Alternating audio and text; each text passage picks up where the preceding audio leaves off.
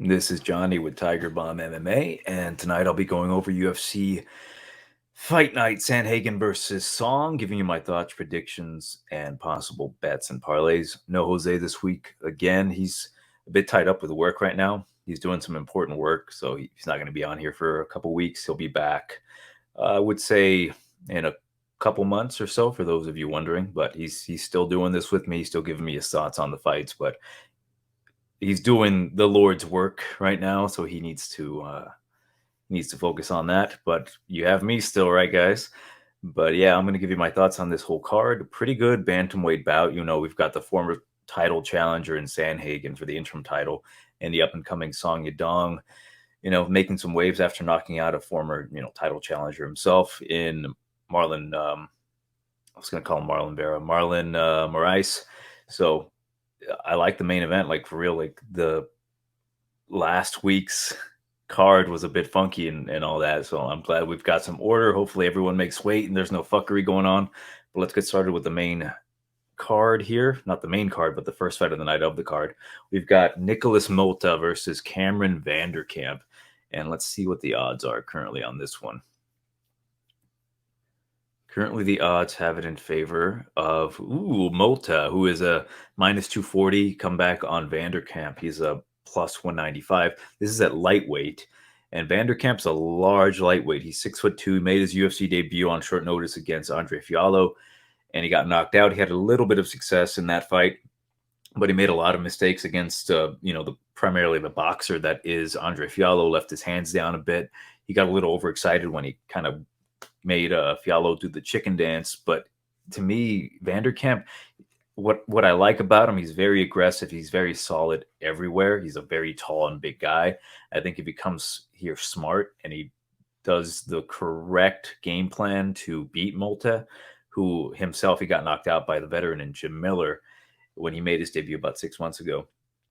And, I was kind of looking to fade Motta again, but I'm not sure about this one, right? Like, looking at the heights, 5'9" from Motta, come back on Vanderkamp, he's 6'2", as I mentioned. He's going to have a pretty significant reach advantage of 4 inches. I would normally take Vanderkamp just for those reasons. Like, he's going to be the taller guy. He's going to, have the longer reach, but his chin, he leaves his chin up in the air. He doesn't really keep his hands up to his chin. He doesn't really tuck it. He's just too wild for me. And Motta, as much as I really don't like him in the sense of like the spot, especially at those odds, minus 240, like I can nearly get plus 200 on the guy who's going to have the bigger reach advantage and the taller guy. It's just at that chin. Like, it's funny that it was, I guess it doesn't make sense. I just recently watched the fight between Fiallo and Vancamp, that is. And, they had mentioned Luke Rockhold in there and something about his left hook or whatnot, but it reminded me of Rockhold's inability to eat the left hook, and the same thing for Vancamp. Like, I don't think he can eat flush punches, especially dropping down to lightweight. I think that chin's going to be deteriorated, so it's a no bet for me. But I think Motta should be the rightful favorite, but not by that much. That's just absolutely ridiculous. I think it should be lying closer at the most minus 200 for Motta. I know there's been some juice play on him, but I think he wins it. He had the UFC jitters in his first fight. I think he's going to have better output. I think he's more aggressive. He's not the best striker, but I think he's more defensively responsible than Vancamp. So I'm going to go with Motta to win this one. I'm going to say by maybe a second round knockout. I think Cameron's going to have some pretty good success in the first round, but those bad habits, I think, are going to catch up with him. Like, I do think it might be a dog or pass. So if you're going to put any money down, I would say bet either the doesn't go the distance. I think both of these guys are pretty good finishers. More so Vancamp, right? I think the finish lies on what Vancamp does. I think he can get a submission.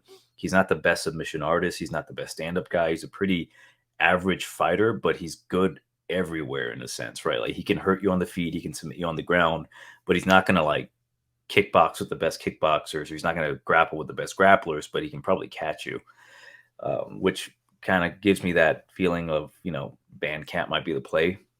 I might even put a couple bucks on it. If the line gets juiced enough for Motta, I might take a shot on Vancamp, but I wouldn't touch Motta for the life. Hell no, I wouldn't touch him.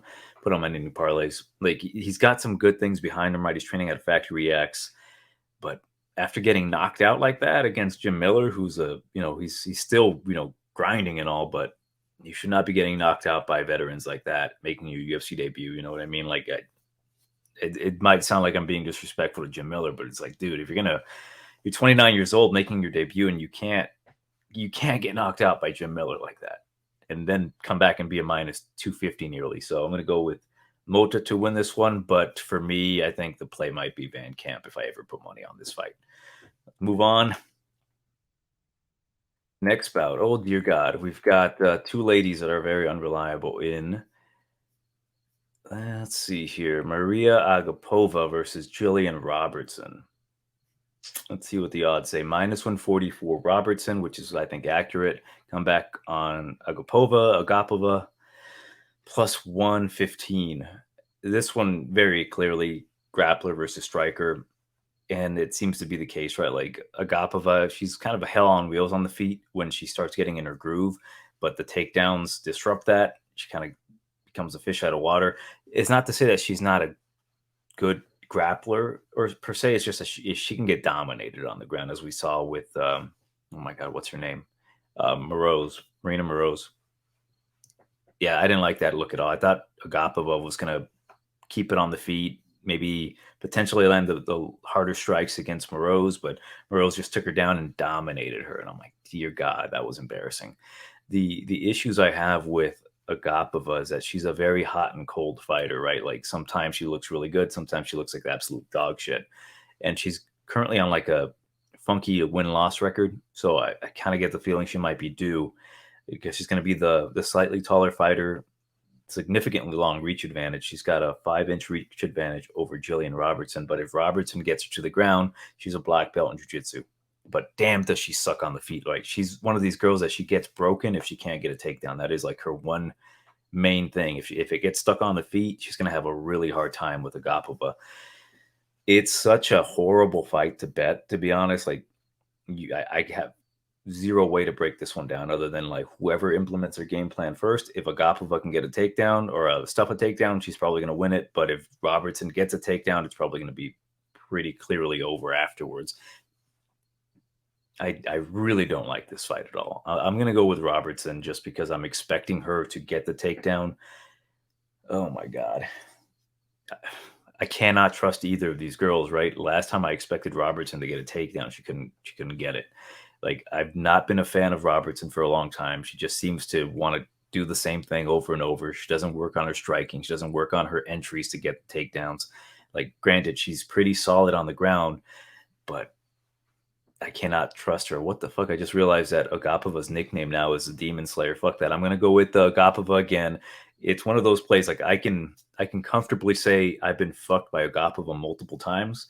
So one more time is not gonna kill me. I would hate myself if I were to say I'm gonna go with Jillian Robertson and she ends up like getting destroyed again. So I'm gonna go with the not so obvious play. I'm gonna go with Agapova to get a first round TKO, or so I'm hoping. And the Demon Slayer will continue to slay demons. So yeah, I do not like this fight whatsoever. Like, imagine, like I've been burned by Agapova before. I expected her to beat what's her face, Shayna Dobson. I think we all did, and I'm one of those idiots who parlayed her at like minus 1,600 or something like that, something ridiculous, just because I got fucking greedy and I wanted those extra 16 cents. But yeah, I learned my lesson that day. But yeah, I guess clearly not, because I'm going to take her to win this fight. Let's move on. Next bout, we've got Trey Ogden versus Daniel Zellehuber. This one I like quite a bit. Did I miss a fight? I feel like I missed a fight. 1 second. Well, we'll see. But let's stick to this one. Lightweight, Trey Ogden versus the UFC debutant Daniel Zellehuber. The Mexican prospect, he is currently minus 230, come back on Trey Ogden plus 195. To me, this one's pretty simple. Trey Ogden, he's decent on the feet. He is, I think, a black belt in jiu-jitsu. Zellehuber, he's a black belt as well. He's 23 years old. He, as he puts it, kicks the shit out of people. And as we saw with the last fight with Trey Ogden, he got kicked to death, but not not very hard kicks, right? Jordan Levitt just kind of kicked him a little bit. I think he landed like a record amount of kicks on him, and he lost that fight. Like Trey Ogden is a good guy to bet on certain spots when your guy can't grapple. Zellehuber, I think he's so damn talented on the feet, on the ground. He beat in the Contender Series Lucas Almeida, and I'm pretty high on Lucas Almeida. The dude is like a Muay Thai wrecking ball. He's not incredibly dangerous, but he can get definite knockouts. He's not like when I say wrecking ball, I guess I instantly thought of Wanderlei Silva. He's not quite there yet in that type of intensity, but he does possess a lot of power, a lot of aggression. I like that in Almeida. And Zellehuber lost the first round pretty badly. Like he was not getting anything off, and then he made proper adjustments, and then he ended up kind of dominating the last 2 rounds. And to me, I'm like, for a 23-year-old kid to do that, to make those in-fight adjustments, I'm like, if he gets in any trouble with Trey Ogden, if Trey takes him down, I think he's going to have the wherewithal to like recover and at least win the last 2, because he kicks so damn hard. And I think he's getting ever so better. He's going to be the taller guy, 6'1", 77-inch reach compared to the 71.5. I just think he's better everywhere. He could fall into that trap where like a veteran can really teach him a lesson here. I just don't see it. I don't think Trey Ogden's going to survive into the 3rd round. I think Zellehuber knocks him out in the 2nd. I think he actually spams low kicks pretty hard. As you can see in the picture in front of you, he's kind of getting kicked to the body. I think he's going to do that same thing. He's going to try to duck his elbow, dip his elbow into his ribs, and he's going to eat a flush head kick. So I'm going to go with Daniel Zellehuber. 2nd round knockout by head kick. I think it's going to knock him the fuck out. And we're going to have another Mexican prospect, the Golden Boy. So I'm looking forward to that one a lot. Since I first saw Zellehuber, I'm like, this guy might be something special. But we'll see. I've been burned before by people who I thought were going to be special.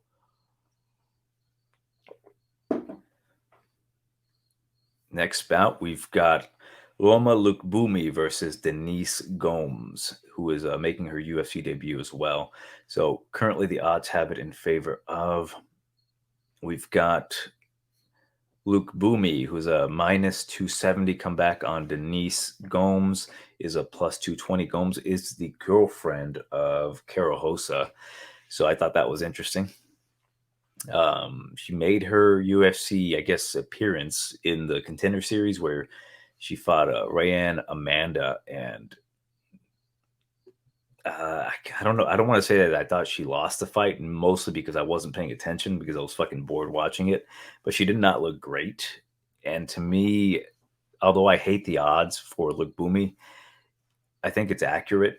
But because it's women's MMA, there's always, possible profitability on that line of plus 220 on the underdog, right? Like she's pretty aggressive. Gomes is. She likes to spam like the spinning back kick, but clearly the better striker is the girl from fuck it Thailand.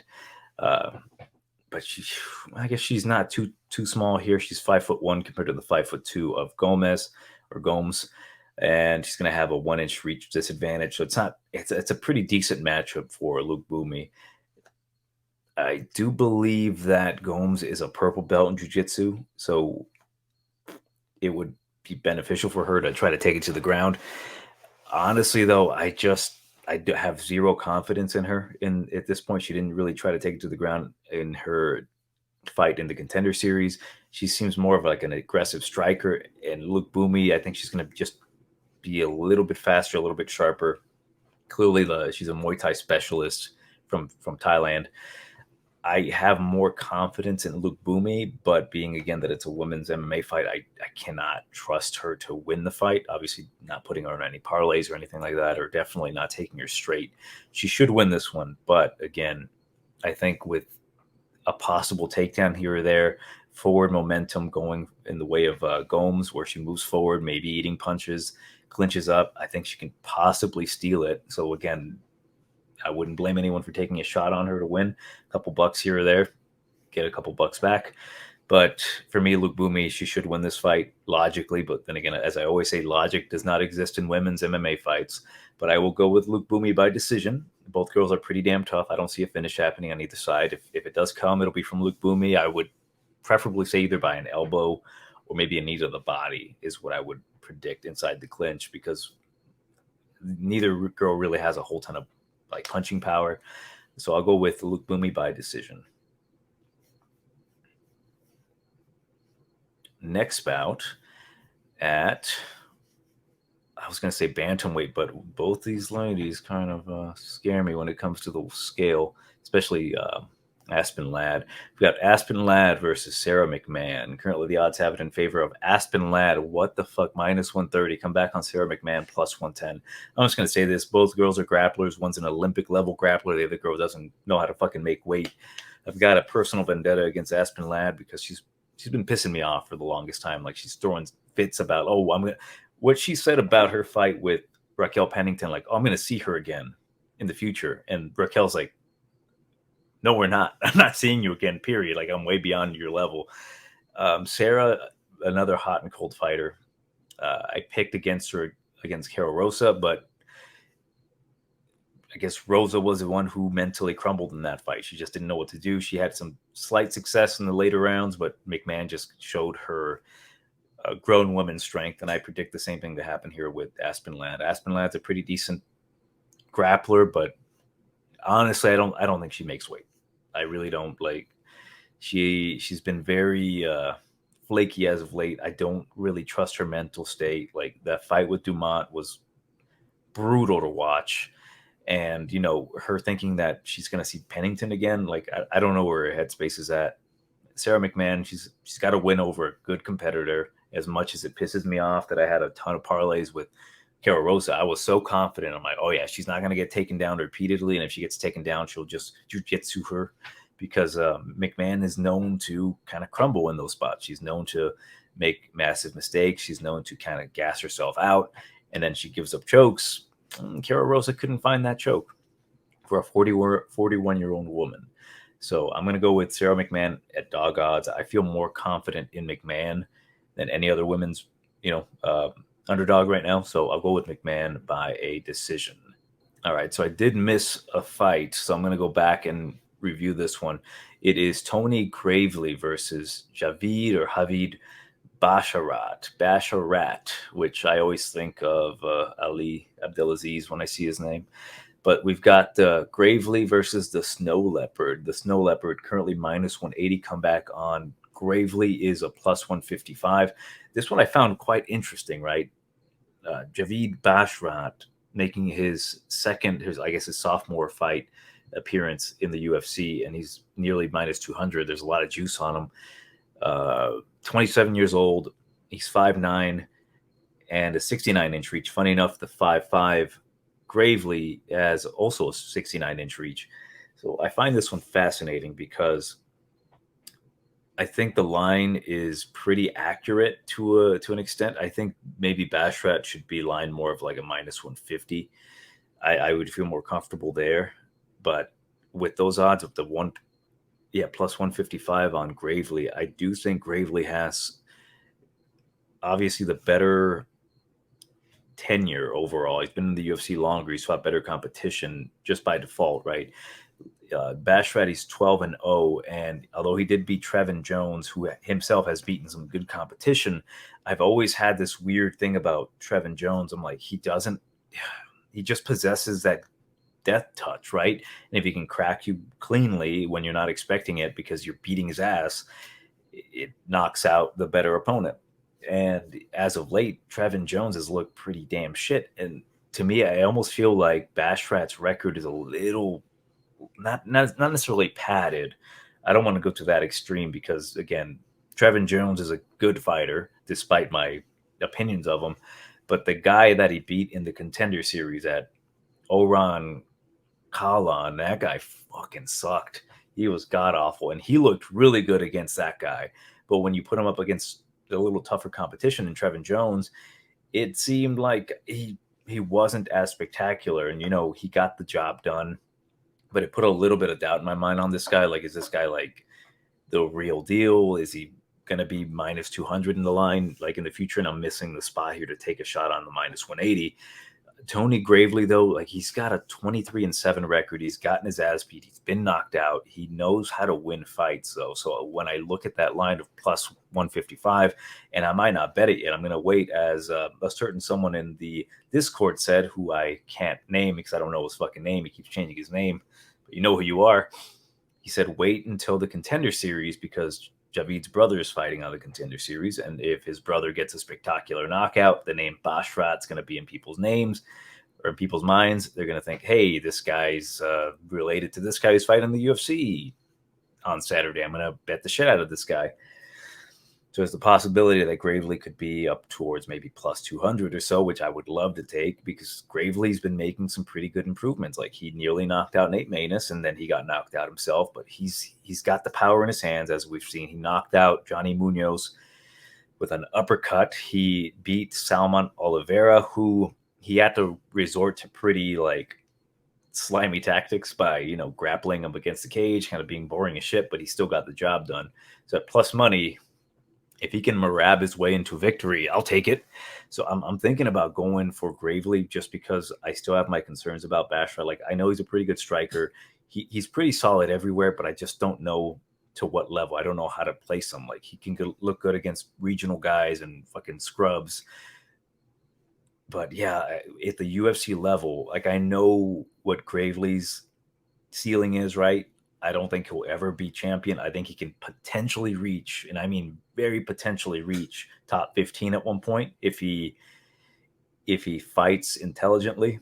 If he does that here, it'll be a good sign for the future. But yeah, for Javid, I still need to see more. So I rather lose money on, say, Gravely getting knocked out than having money on Basharat at plus 180 minus 180 minus 200 and me yelling at the fucking TV like, get up, you piece of shit, get up. And Gravely's just kind of like on top of him, holding him down. He's a strong dude. So I'm going to go with Gravely. I'm going to take that shot on him. And I might be putting a straight bet on him as well. So you might see something from me there. But yeah, I'll take Gravely by decision. I think he can get the job done. If not even knock out Basharat. Basharat, like, I feel like his defense isn't quite there yet. Like he seems to have a pretty solid chin, but if Gravely connects flush and fast, I think he can really hurt Basharat, and it's gonna piss a lot of people off. So I'm gonna go with Tony Gravely. To be safe, I'm gonna say decision, but I'll be taking him straight. None of that prop shit. I'm too afraid to do that shit anymore. Next bout taking place at, is it welterweight or did these guys blow back up? Yep, taking place at welterweight. We've got Trevin Giles versus Louis Cosce. The battle of the guys you cannot trust. It's another one. I guess the male version of it. So at welterweight, Trevin Giles, it's fucking ridiculous. Minus 205. Comeback on Cosce is a plus 170.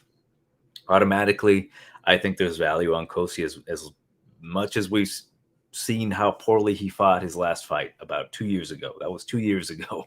He's still 27 years old. He can make improvements. He saw his brother get his ass beat recently as well. And who did his brother fight? No, he won his fight. His brother won his fight against, what's his name? Jelly Boy. That's crazy. I completely forgot about that fight. I thought he had lost. No, but he used his wrestling, Orion Cosce. And the problem with Trevin Giles, Trevin the Problem Giles, his problem is that he should win this fight pretty comfortably. He's got a very good jab. He is very fast. He's solid everywhere. But at welterweight, he's been knocked out twice, right? Like, no, Michael Morales knocked him out at welterweight. And he got knocked out by Dricus du Plessis at middleweight. Like, where's his chin at? Like, if he's getting knocked out 2 in a row, Cosce, despite him kind of sucking, right? He hits hard. He can knock out anybody. It's just like, do I trust Trevin Giles enough to lay down minus 205? I don't. I really don't. I think I kind of like maybe the knockout prop for Louis Cosce because he's not winning a decision. Trevin Giles will win that decision. So if you're going to hedge this one decision, well, no, I guess you would take either decision or inside the distance or decision for Giles or knockout by Cosce. I kind of like the Cosce knockout line. Seeing that he's plus 170 currently, I'm assuming it's going to be like plus 250 or so. I don't have it up quite yet, but I'm assuming that's what it'll be at. Oh, man, this one's like slim pickings here. I have to go with Giles to win this one. I'll say that he gets like maybe a third round TKO. He starts laying the punches cleanly on Cosce. Cosce, it's just crazy, man. Like if he swings for the fences, he's got a good chance to get Trevin Giles out of there. But if he doesn't, he's going to be in massive trouble because he'll be gassed out. Because he's not going to wrestle Trevin Giles. Trevin Giles, he can wrestle. He's decent enough, and he's a bigger guy, 6 foot compared to the 5'9". He's going to have that 3-inch reach advantage. Again, Trevin Giles should win this one comfortably. He should absolutely win this one because the Cosce brothers, they're a lot of power, but they just have really bad gas tanks, and that can improve. They're still very young. It's just like, I just don't trust them. So I think I might take a shot on Cosce just blindly. I think he might be due. I think he catches Trevin Giles because I hate these matchups where it's like it's so obvious that Trevin Giles should win that to me it like kind of reverts back and it makes me choose the underdog in this case. Like very much as I mentioned with Ryan Spann and Ian Cutelaba, I'm like Cutelaba should knock him out, but here he is, getting submitted by Ryan Spann. Same thing with Johnny Walker, which fucking thank God it cashed me out. I was in absolute shambles this past card. Like I had lost every single bet. You can guess who fucked me that big tub of you know what. But then again, I did like that Huggy Bear got the win. So I was just like, damn, I lost money, but whatever. But yeah, I made a miraculous comeback. Like I was like down a couple $100, like maybe $300, came back and was positive like 200 after the night because of Johnny Walker and a couple robberies in the main card. But yeah, like that, like Johnny Walker should have gotten knocked out, but here he is submitting Ian Cutelaba. Trevin Giles should beat Louis Cosce, but he's probably going to get knocked out. Like that's kind of where I'm at. Like it's just so obvious that it should happen one way that it doesn't happen that way. I'll take Trevin Giles to win by a second round TKO, but I will be putting my money, if I do bet this fight, on Cosce. I get a feeling he can knock out Trevin Giles. Like he gets a little too cocky sometimes, but we'll see what happens, man. Like I know Trevin needs a win. He might get on his bike a little bit, use the jab, fight more intelligently. But the thing is, if Cosce goes balls to the wall, I think he can get a knockout. So again, like I rather put my money on a bet that I know is not going to cash and be surprised when it does, and tell people that I knew all along, than be like, oh, I bet Trevin Giles, and there he is on the floor, like gasping for air and looking at the lights. So I'll take Cosce as a bet if I do bet it. So it's like a dog or pass, but I'll pick Trevin Giles to win this one as a solid pick. Next bout, this one's actually quite good. I was going to say another bad one, but this one's really good. We've got at featherweight, Damon the Leech Jackson versus Pat Sabatini. That name, the Leech, is probably going to be cursed here because I think Damon Jackson loses this one, potentially by a very close split decision. Both these guys are very good grapplers. Pat Sabatini, I would say, is probably the more credentialed grappler. Yeah, Pat is minus 220 compared to the plus 175 of Damon Jackson. Damon, he's 21-4 compared to the 17-3 of Sabatini. He's going to have Jackson, that is a 4-inch reach advantage, or not, a 3-inch reach advantage and a 4-inch height advantage. No, I'm sorry, 3-inch height advantages. So this one, Pat Sabatini should win this one just because, again, I think he's just a more efficient grappler. Very, very efficient. As for Damon Jackson, I think he's good. I think he's been underrated for a long time. And, man, at plus 175, it's tempting because he can potentially get a submission, right? But I just don't see Pat Sabatini being in any danger on the ground with Damon Jackson, right? I think Pat Sabatini has a possibility to get exposed on the feet if there's a guy with really good takedown defense and heavy hands. But Damon Jackson ain't going to be that guy. I think Pat Sabatini is going to do what's his name did, the retired guy, what's his name? Mirsad Bektik did, minus getting tired and getting submitted by Damon Jackson. That's the thing about Damon. Like, he's a pretty good grappler, but if you fight a better wrestler, which I think Pat Sabatini is, and I think his jiu-jitsu game is just much, much better. It's more efficient. It's more calculated. Damon Jackson, I think he uses more so like the ground and pound to set up the submissions. I just don't see him getting Pat Sabatini down. If he does, Pat's going to probably sweep him.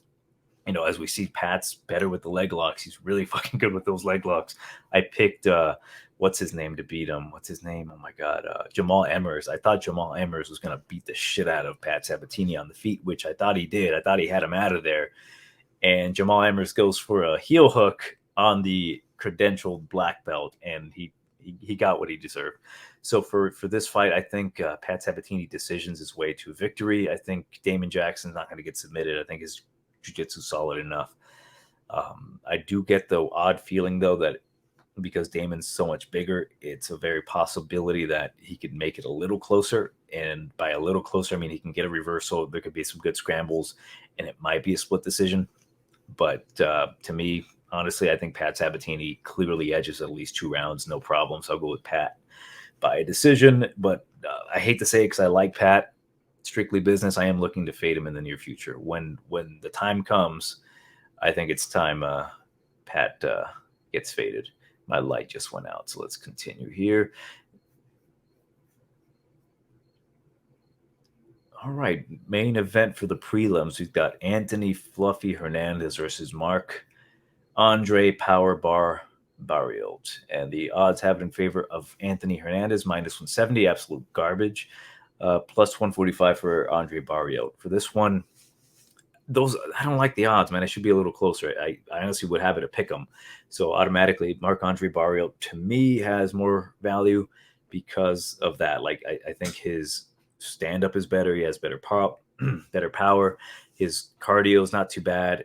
He's just a little stiff on the feet, but Fluffy on the other hand, like as we saw recently with his pretty dominant display over Josh Fremd, who, if I remember correctly, made his UFC debut on short notice against Fluffy, and Fluffy just completely went Cain Velasquez on him. I was gonna make a joke there, but I'm like, nah, I'd rather not. But yeah, he went Cain on him. He just relentless with the takedowns. His striking didn't look improved. Like he was just almost too afraid to strike with him. But he did kind of slow down at the end. Like he didn't have the cardio, the patented Mexican cardio to kind of keep up, and made me a little weary. I'm like, dude, like you're letting Josh Fremd kind of get back on in the fight, and it scared me a little bit. I'm like, is Josh going to take over? Because I thought Josh was exhausted, but he seemed to have the better cardio near the end. This one, I really do think this one's really close between these two guys, because Barriault, I've had my issues with him in the past. Like, I think he's just very plotty. He's kind of slow, but he has some decent point fighting style, right? He moves forward, he attacks, right? He keeps attacking. He can hold you against the cage. His cardio is very good. I just think that he might be the more powerful guy in this spot here, and I don't know if Fluffy's going to be able to kind of carry the weight of Marc-Andre Barriault if he stuffs him, if he sprawls, pushes the head down, and he tires out Fluffy a lot faster, right? Like, because those takedowns were really wearing on him a bit. Like, he continuously went for him, which is a good sign, right? But he to me, it just seemed like, I don't know if he can keep up. Like, he tried to fight a style that just wasn't quite there yet. Like, he's like, hey, I'm going to try to do this fight. He didn't really throw a lot of hands. Fluffy, he's not necessarily the best striker. The Iron Turtle was having a lot of success with him as well, who's another kind of a slower guy, good boxer, similar to Barriault, in my opinion. So to me, being that it's a really close fight and really can go either way, I'm going to go with the dog on this one, the dog or pass. So I'm going to go with Barriault to win this one by decision. At plus 145, if I can get him at like maybe plus 130 and beyond, that's probably where I'll take him once I decide to place my bets. But I do like this one for Barriault. I think he can really negate a lot of the grappling from Fluffy, unless Fluffy comes out here completely different and starts like throwing some of the best like roundhouse kicks and like teeps to the body and knees to the body. Like he's becoming a completely different Muay Thai fighter, similar to like Khalil Roundtree. Like imagine that he goes from like Cain Velasquez to becoming like a Khalil Roundtree. I'd be like, holy shit, this guy's a fucking chameleon, but I really doubt it. So I'm going to go with Andre Barriault to win this one by decision. Next bout. And this is the main card opener. We've got at heavyweight Tanner Boser versus Rodrigo Nascimento. For me, this one, Tanner Boser as a nearly minus 200, I don't care for. He's minus 195. Come back on Nascimento as a plus 160. So they're both the same height, 6'2", a slight. Well, the reason I say slight reach advantage, even though it's 4.5 inches for Nascimento, is that he's kind of fucking slow. Tanner Boser is going to be the much faster guy here, although Nascimento is going to be the heavier guy. Usually Boser's around like 230, 240. Nascimento last time was about 260.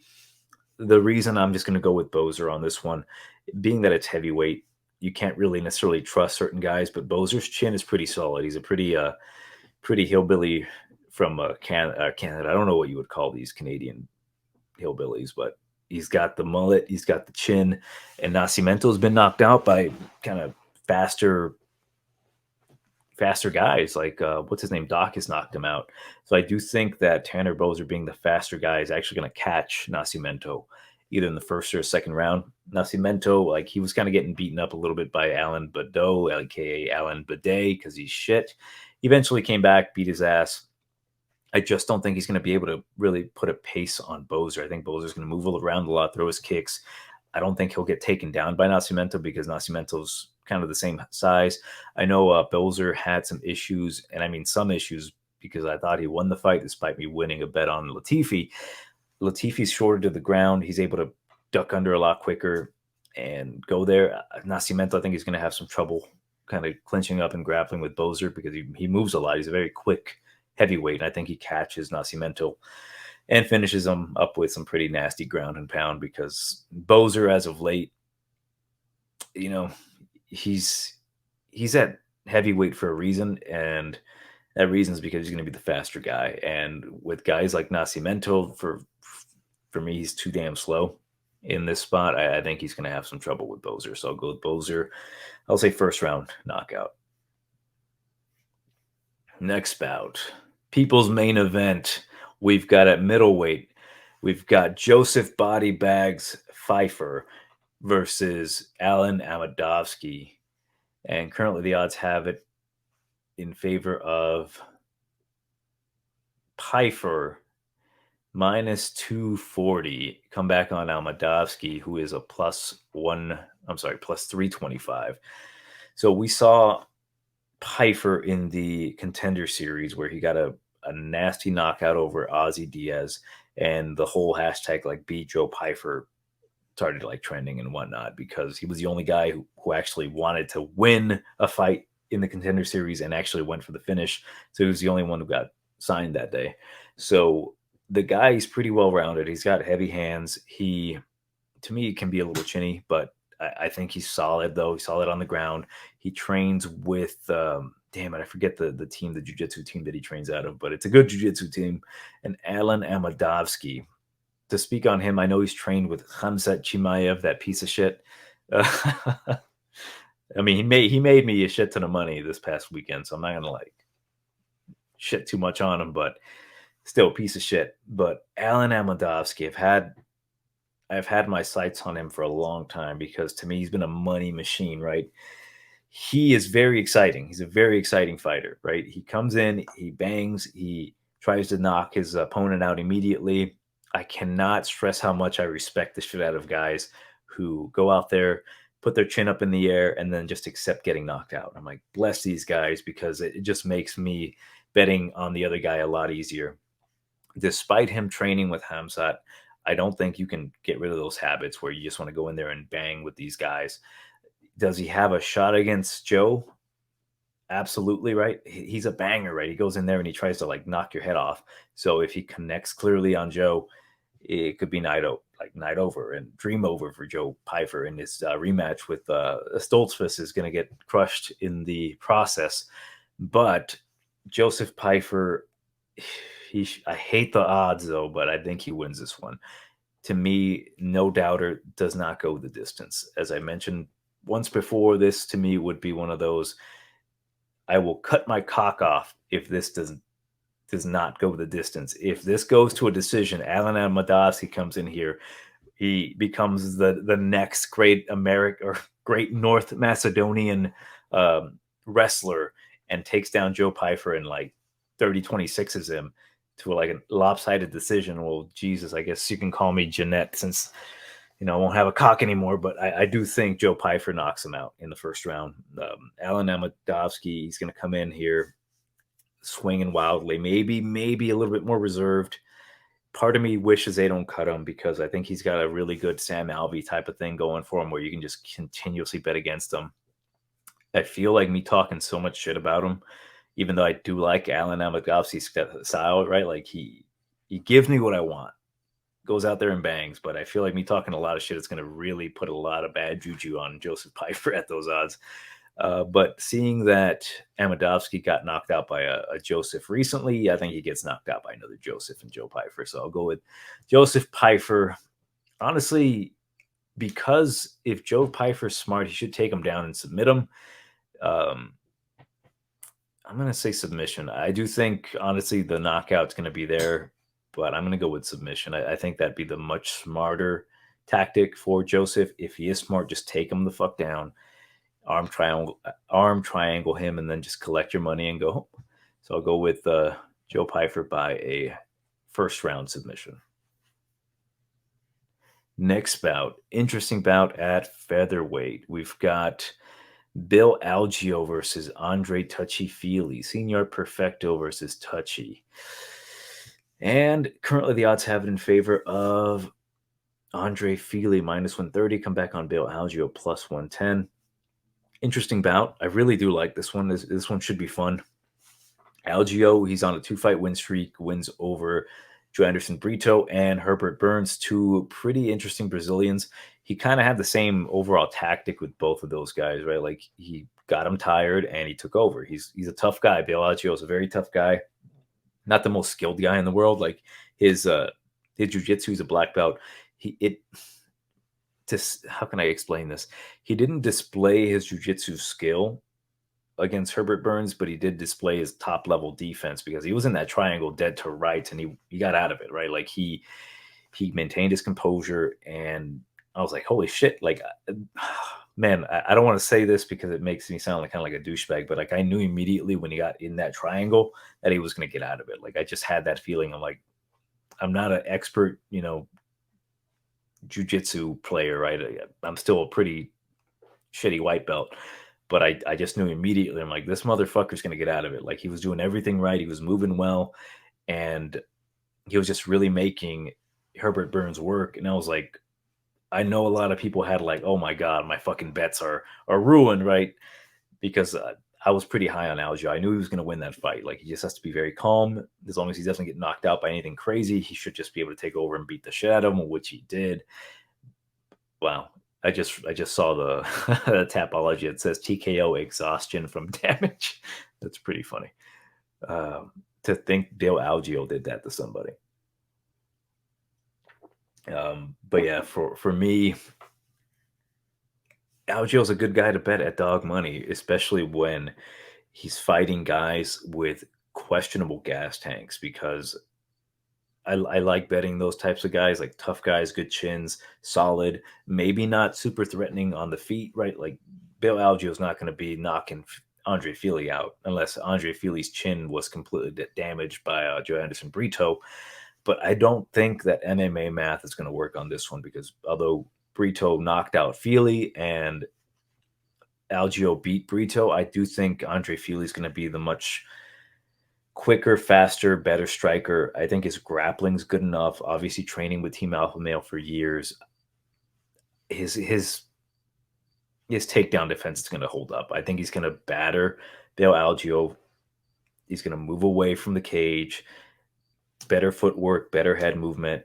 He's going to throw a lot of kicks, connect with the better, cleaner strikes. And Algeo, unfortunately, doesn't have that kind of power to really put it on Fili. If Fili gets cracked like we saw with Joanderson, that could change the trajectory of the fight. But to me, I think Fili is the rightful favorite at those odds. I kind of like him to put him on a parlay. But because he burned me the last time, right? Like he was the only guy to burn me in that fight, because he looked fantastic against Daniel Pineda, was beating the shit out of him, like moving really well. And he kind of just let Brito take advantage of him. Like he got caught, but just him getting caught doesn't mean he's a terrible fighter. I still think that Daniel Pineda performances in him. And with a guy with like Senior Perfecto who doesn't have that kind of firepower, as much as I like Bill Algeo, like I really do, I do think that Fili edges this one by, I don't want to say a close decision. I think you might get two 29-28s and 130-27. So I'll go with Touchy Fili to win this one by decision, just being the better striker, just more so the more complete fighter.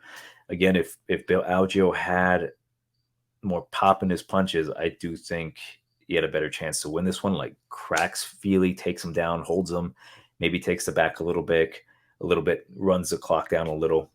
But here, I think Andre is going to be able to stuff all the takedowns, maybe avoid the body locks because Bill Algeo's pretty damn tall and lanky. There's a good chance he can like body lock, take him down. But I'll go with Touchy Fili here. I think he's just going to be a little too quick and a lot better striker. Next bout, I'm very, very excited for this one. The co-main event. We've got Gregory RoboCop Rodrigues versus the African smoke demon Chidi Bang Bang Njokuani.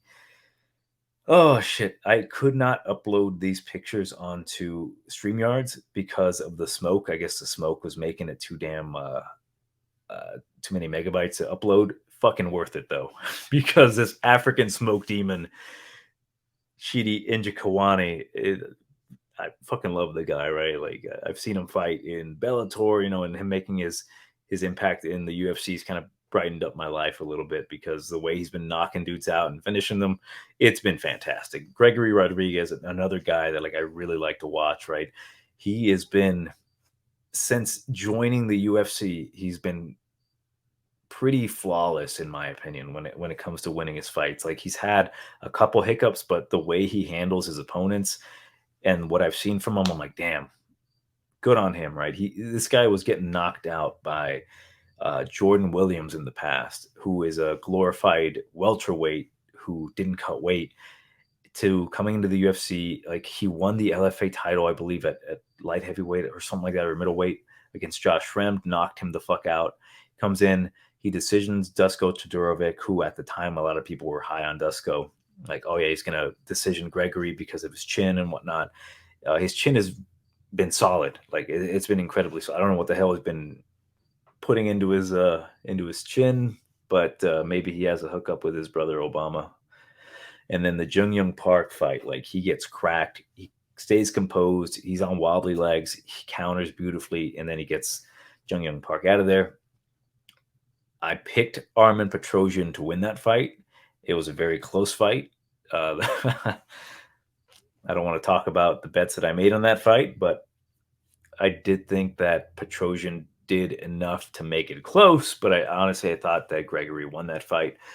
I'll take my money though, so I'm not going to complain about that. And then his fight against Julian Marquez, I'm like, yeah, he's going to fucking destroy Julian. As much as I like Julian, but he's kind of bitching a little bit afterwards, like, oh, you people made me, you were talking shit about me wanting to get knocked out and whatnot. I'm like, dude, like, a lot of people were kind of like shitting on Julian, but you got knocked the fuck out, and we bet for that to happen. How can you be mad that we were right that you got knocked the fuck out? It's just, it is what it is. But yeah, like to be honest, I like Julian, but after that, I'm like, dude, just shut the fuck up. But for Chidi Njokuani, the dude, I think he's paid his dude. He's 22-7 compared to the 12-4 record of Gregory. And if I didn't mention the odds, minus 105 for Chidi, minus 115 for Gregory Rodrigues. Very close. The striking advantage is close, but I think Chidi, being obviously the brother of Anthony Njokuani, these guys have been doing, or not jiu-jitsu, sorry, the Muay Thai for a long time. To me, the striking is very close. The jiu-jitsu, it's not as close, but I still think it's pretty close. Njokuani's a black belt. Gregory Rodrigues is a black belt. I do think Gregory's got the better technical jiu-jitsu, right? If he gets a submission over a Chidi, I would not be surprised, obviously, despite obviously the black belt discrepancies, right? Two guys can be black belts, but there's one clear better black belt, which to me is Gregory, because he uses his grappling more so. The way he's taking dudes' backs is beautiful, like holding control. My problem with him is that I don't think he's going to be able to submit Chidi Njokuani. I think it's going to stay on the feet. I think he can probably try to grapple fuck Chidi, but his takedown defense and his get up game has been ever improving because obviously he knows that people don't want to really stand with him. Like this dude knocked out Marc-Andre Barriault, who's pretty tough himself, in like seconds, and then he completely eviscerated Dusko Todorovic with that elbow. This guy's a problem on the feet, especially like I feel like him coming into the UFC, like he's hit another level. He wasn't doing shit like this back in like LFA or Bellator. Like he's looked promising, but he's been kind of like, as the kids say these days, he's a little mid.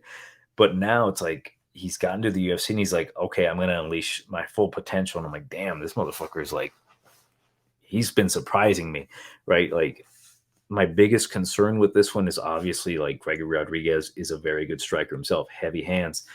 So I'm super looking forward to this one. This one to me is like I have a rule in my house, like my girlfriend, do not fucking talk to me when there's certain fights going on. This is going to be that one. Like, don't you fucking talk to me.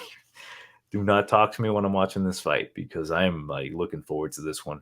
Like it scares me to think like putting money on either side. I am leaning the Njokuani side just because again, I think his striking is going to be a little bit slicker. Gregory, to me, he kind of spams a lot of punches, like just mainly punches, not a whole ton of kicks. Chidi kind of mixes it up with the elbows, obviously, as we saw. The ground game, if I don't know if Gregory can continuously hold down Chidi for 3 rounds. So I think if Chidi gets up and Gregory is kind of huffing a little bit and needs to recover, I think Chidi can really put it on him.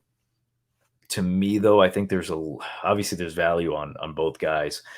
The doesn't go the distance line, I think, is going to be valuable here. I hate to say that because last time I picked that line, it did not work for me against Petrosian, but I'll go with Njokuani.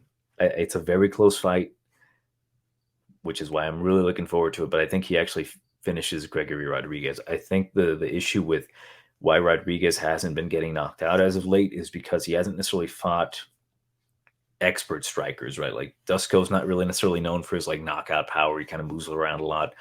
Jung Young Park's not too technical. Like he is and he's not. I think he kind of caught Gregory off guard.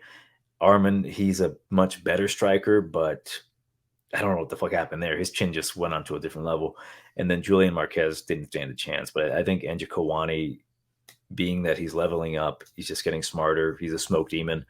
I think he's going to use that African smoke demon power and actually knock out Gregory Rodrigues, and things will be back in order because his chin again is like a mystery to me. I'm like, he should be getting knocked out. Like if he's getting knocked out on his feet by Jordan Williams, again, a welterweight, how come these other guys haven't? So I think everything comes back in order. The world is aligned properly. Chidi Njokuani, round number 1 knockout. Next bout, main event, Cory Sandhagen versus I don't know if it's Song Yadong or Yadong Song, but either way, the odds currently have it in favor of Sandhagen. Jesus, I did not know he was like a minus 210, minus 200-ish. Come back on Song Yadong, plus 175. That's what happens when you go toe-to-toe with Peter Yan and come out surviving. Whew, interesting bout here because Song Yadong, he's looked pretty good as of late, right? He's had some hiccups in the cage against Marlon Vera. Like I don't want to comment on it, but Marlon Vera has his opinions on him. Kyler Phillips really kind of exposed the immaturity of the 24-year-old Song Yadong. Like he was just too quick for him. He was just able to exploit the forward momentum of Song Yadong. Like he would not necessarily rush forward, but he wasn't expecting the speed and the overall agility in the game of Kyler Phillips, taking him down, just kind of staying on the outside, pop shotting him, just being too quick. And since that fight, like he's beaten Casey Kenny, he's beaten Julio Arce, he knocked them the fuck out. And then he knocks out Marlon Moraes.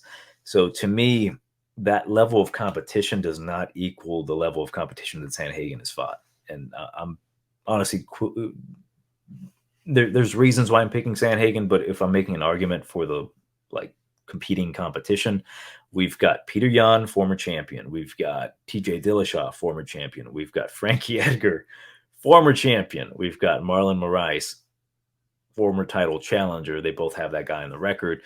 And we've got Aljamain Sterling, current champion. Granted, obviously some of those fights didn't go his way.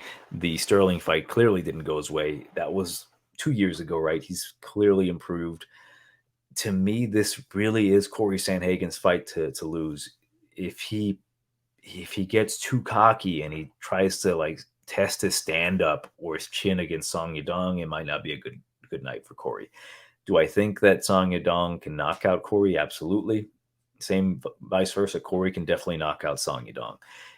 It kind of sucks to see this fight because I like both of these guys. Like the 24-year-old fighter in Song Yadong, it kind of sucks that if he loses this, he kind of loses that momentum.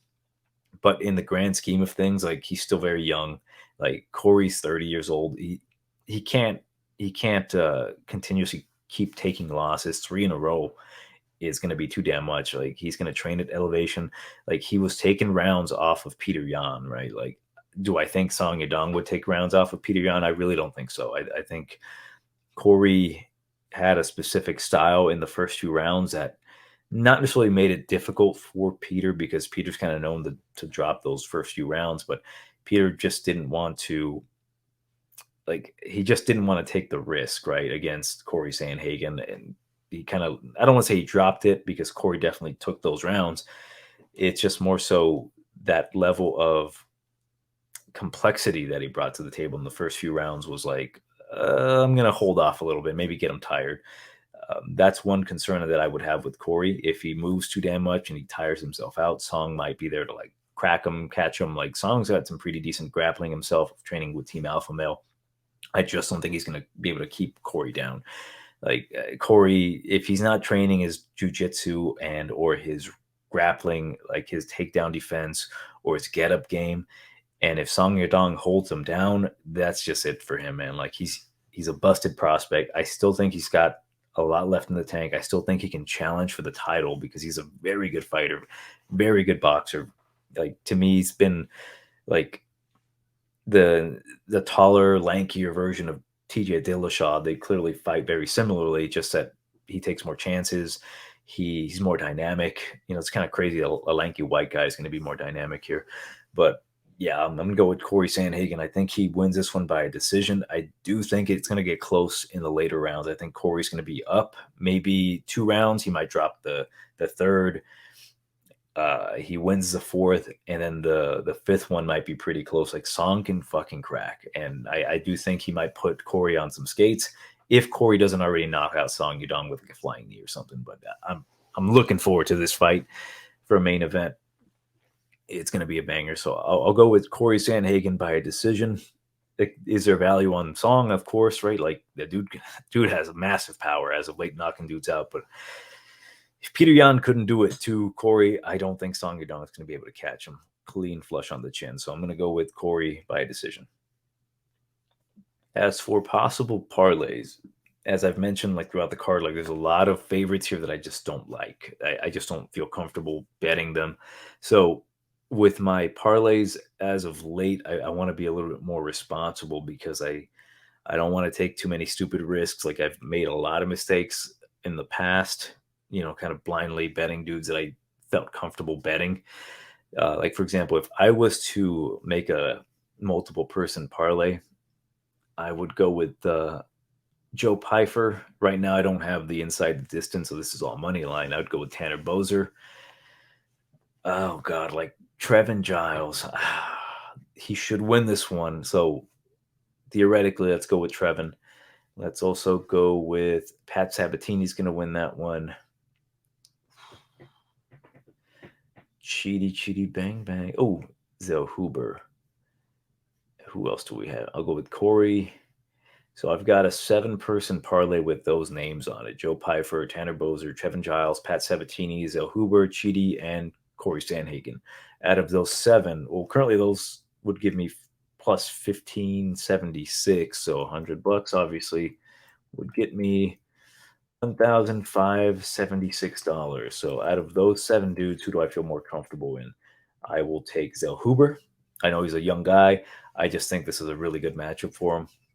I'll take Pat Sabatini. I'll take off Trevin Giles. Is Joe Pyfer worth it? Those minus 420 currently odds on a parlay. Let's see what happens. So if I were to have Cory Sandhagen, Zellehuber, Sabatini, and Pyfer, that's plus 285. So for that, let's just say I put $50 on that. That'll give me about $192. I might end up doing that one.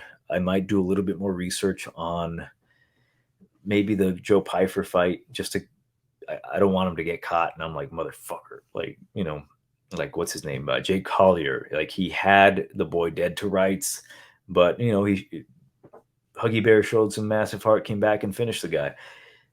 I don't foresee that happening with Joe Pyfer, but you never know. Making his UFC debut, kind of shits himself a little bit, gets knocked out by Alan Amedovski. That'd be something. And then Cory Sandhagen, I'm pretty confident. I think he's going to pretty easily win that fight, as long as he doesn't kind of get. Oh shit! I don't even want to say what I was going to say. If he doesn't find himself in a very unfortunate position, I'll just say that. But yeah, those four guys I might end up being my main parlay here. But yeah, let me know what you think in the comments. What you think about the entire card, my predictions. If they suck, want to tell me that I suck ass in the comments, go for it. But yeah, those have been my predictions for Johnny from Tiger Bomb MMA, for Sandhagen and Song Yadong. Again, make sure you like, share, subscribe, all that YouTube bullshit. And always remember, boys and girls, to fuck Holberg.